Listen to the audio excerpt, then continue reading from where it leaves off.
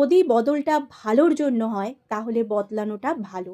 আমি ছোট, ছোট কথায় রিঅ্যাক্ট করা ছেড়ে দিয়েছি। আমার সামনে অথবা পিছনে মানুষ যা খুশি বলুক, বলতে থাকুক।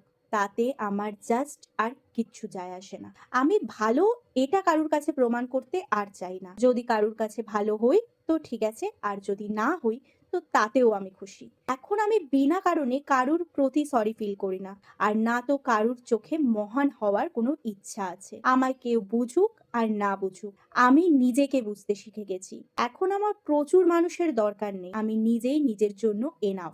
লোকে তো সবকিছুতেই ভুল খুঁজে পায়, তাই আমি আমার যা ভালো লাগে এখন সেটাই করি। যখন আমি নিজের মান সম্মানকে পিছনে ফেলে সবার জন্য ভাবতাম, লোকের তখনও সমস্যা হতো। আর এখন যখন নিজের সম্মানের ওপরে কাউকে রাখি না, লোকের এখনো সমস্যা হয়। কার কিসের সমস্যা সেটা তারই সমস্যা, আমার নয়।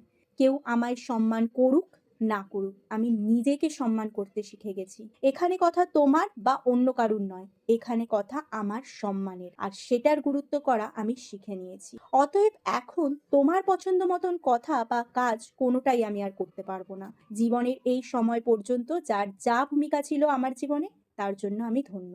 Thank you.